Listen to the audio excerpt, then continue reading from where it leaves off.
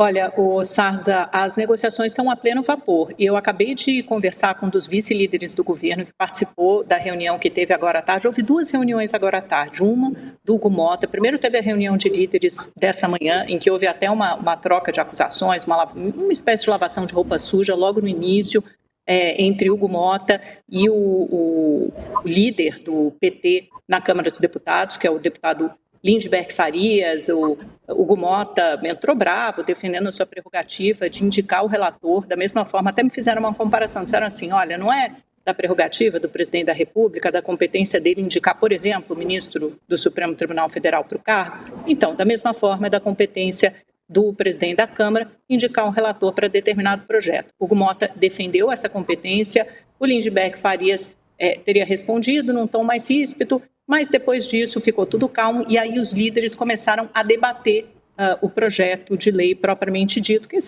ficou conhecido agora, né? Na verdade, o Mota tentou renomear como um marco legal de combate ao crime organizado. E houve mais ou menos um consenso ali entre os líderes que o negócio estava mal parado, que o texto do jeito que estava não conseguia adiante para votação e que seriam necessárias novas mudanças. Então, um apelo, a pressão feita pelo governo, principalmente desde ontem, deu certo, rendeu resultados. Aí ficou marcada para a hora do almoço uma reunião do presidente da Câmara, Hugo Mota, com o ministro da Justiça, Ricardo Lewandowski, que aconteceu, e segundo interlocutores de Hugo Mota, embora eles não tivessem aprofundado muito no tema, mas disseram que foi uma reunião boa, muito respeitosa, né, e até com aceitação da parte do ministro da Justiça, segundo interlocutores de Hugo Mota, de que sim, era bom esse processo legislativo, esse debate era um tema que deveria estar nessa esfera de debate do Poder Legislativo.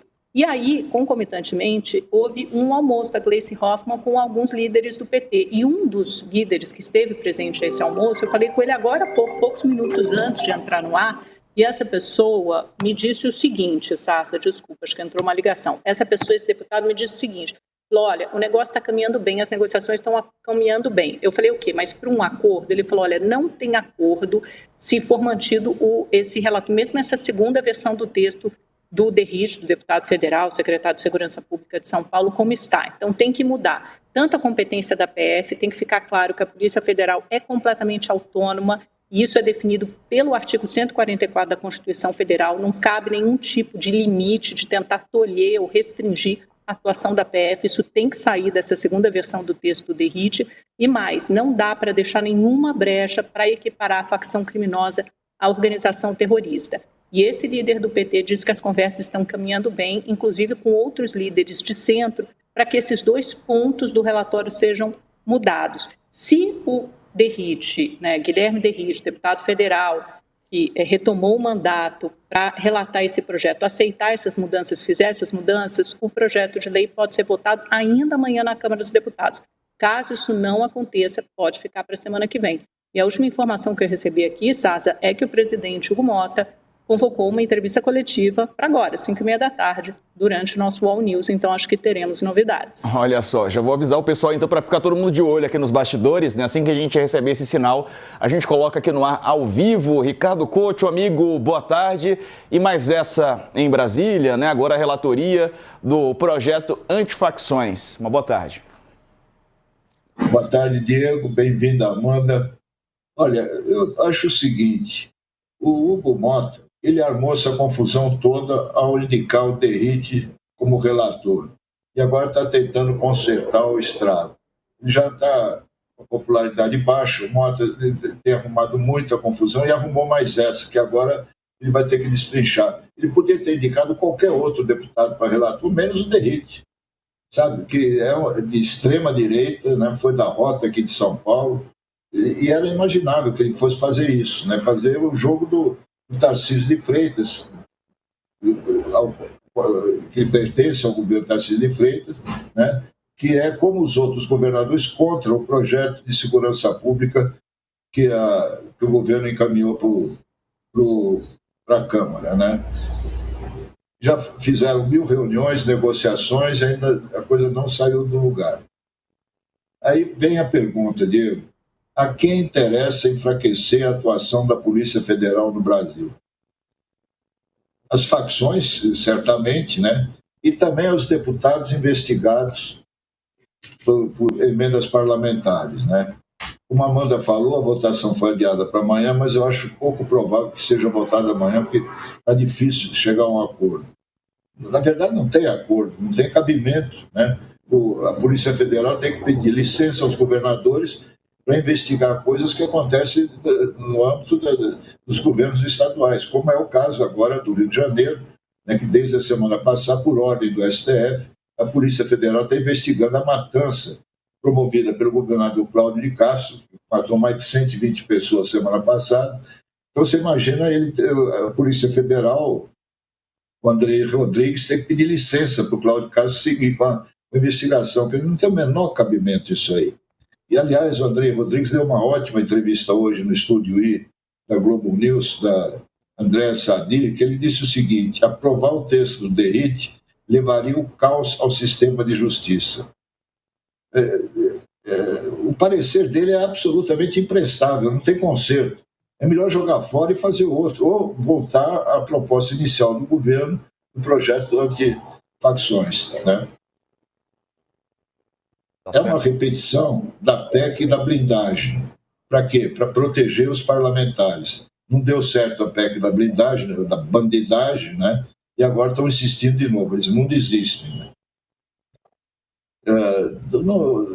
No fundo, o que está em disputa aí é quem é que vai mandar nas polícias. E pela Constituição, que a Polícia Federal não pode receber ordens de governadores. Não existe isso. Ela é autônoma, né? Então, não precisava mais essa crise agora, porque o que vai acontecer, se por acaso isso aí fosse aprovado, que não será, né, vai para o Supremo Tribunal Federal, porque é inconstitucional, sabe? E aí vão dizer que, mais uma vez, o Supremo está se metendo na área do Congresso, mas eles provocam. Como é que não tinha nem que apresentar esse parecer? Começa por aí. O Mota não tinha que ter indicado o DERIT para ser relator. E agora nós estamos aí com mais uma novela rolando em Brasília. Perfeito. Amanda, quer complementar? Eu concordo com o Couto, mas eu ainda acho que o governo pode fazer desse limão uma limonada com a indicação do Guilherme Derrite. Veja, se as negociações realmente fluírem e se o Guilherme Derrite, diante da pressão, concordar em alterar os pontos que o governo defende, que são...